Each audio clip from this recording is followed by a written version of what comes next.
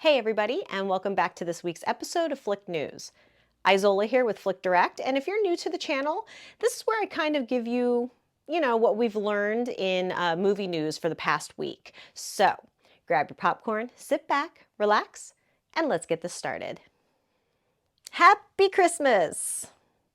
Kind of made me think of Frosty the Snowman, only he said happy birthday until the very end, and when he realized that it was Merry Christmas, but that's a whole nother thing. If you haven't seen Frosty the Snowman, the cartoon, it's adorable. Anyway, I have a gift for you. Well, it's not technically mine to give, but I am allowed to share it. So I guess that's a gift in itself, is it not? Maybe? It's actually Blumhouse that is giving us this gift, and it is going to be a new Mummy movie. I don't know how excited you are to hear that, but I got the giggles. I'm very excited. I love the original Mummy movies, and so this just makes me really happy that we're finally getting another one. A little skeptical, nervous, but happy nonetheless. Now, The Mummy has been around for a long time, starring Boris Karloff in 1932. Then we had the ones that I absolutely love, which, don't get me wrong, Boris Karloff, amazing Mummy movie, but Brendan Fraser. Absolutely love that man, and that was a great Mummy movie. So, and then also Tom Cruise tried to do one in 2017, and that one definitely had potential, and I just wish they kind of completed where they were going with that one, because it did have potential.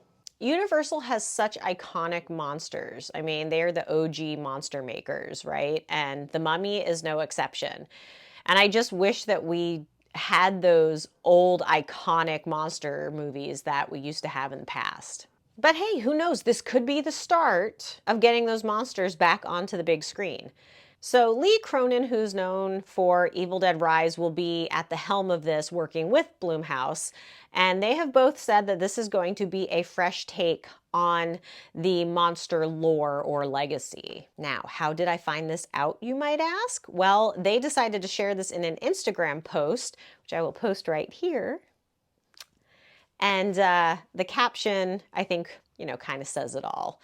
So be sure to go follow Blumhouse and Cronin so you can get all the information on that. But when I hear more about this, I will fill you in as well. As it says in the caption or their post, 2026. I didn't think anything was going to be coming sooner than that. But there will be behind the scenes footage and some trailers coming out. So once I hear anything, I will definitely let you guys know. So I think we're around 40 years now that we have been toying with movies and animated TV shows about Ghostbusters.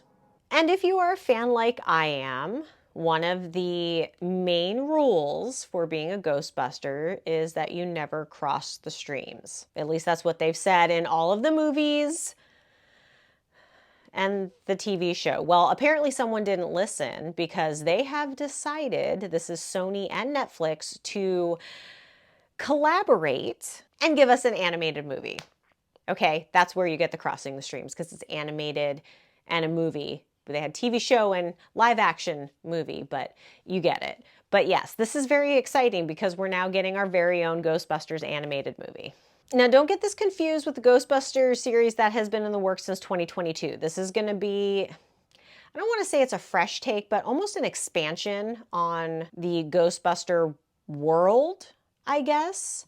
So it's going to kind of open it up a little bit more to give us, maybe some things that have been brought up in past movies, origin stories, fun things like that. I think what they're really trying to do is just breathe new life into the franchise, kind of like how the Spider-Verse movies did for Spider-Man, which with Sony at the helm for this particular type of movie, animated, I think that that's probably a good choice, and they'd be able to really tackle this head on and hopefully do it right. And I really think that with using their 2D, 3D hybrid type of filming is really going to help with bringing some new life into the movie, especially after Frozen Empire not doing so great. I still thought it was a cute movie, but I think it was a little too far away from the ghost busting and kind of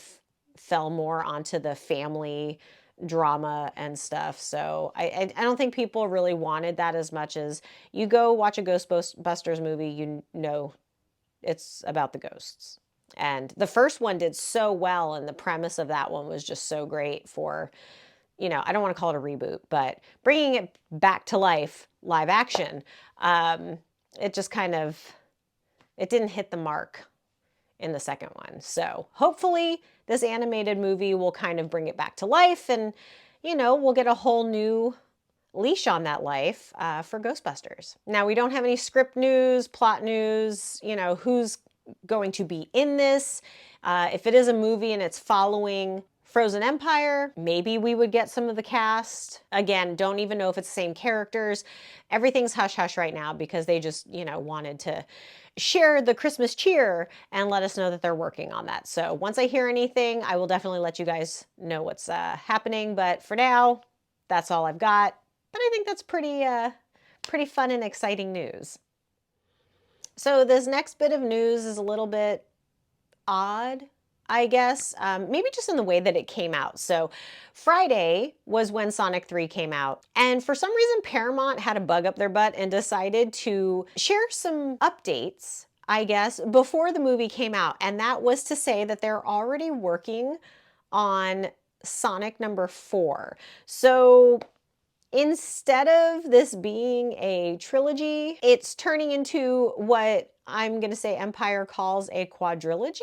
Yeah, I didn't look it up. Normally I'm really good with words, but is quadrilogy really a word? If not, I think it's fun to say, but you know, hey, it's a 4th movie for the Sonic fans. So get ready for that one. If you haven't seen, you know, Sonic 3, we'll go see that, and then you're going to have to wait a while, but you will get a 4th. Let's just hope 3 does really well.